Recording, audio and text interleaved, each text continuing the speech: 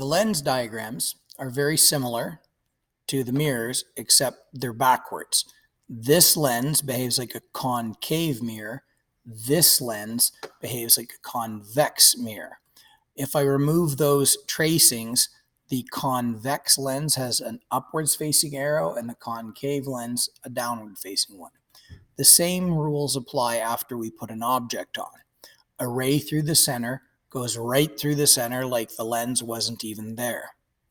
For the convex lens, a ray that goes in parallel will exit through the focus. This one on the right is a scattering lens. The ray that goes in parallel won't go through the focus. It gets deflected upwards like it came from a focus. It only did the red path, but from the right side, if you were over here, your brain would have perceived it as coming from the focus. The third ray, in through the focus, out parallel. But on the other side, in through the focus means heading towards the other focus, not this one. You're going to the other focus, and so the beam is never going to make it there.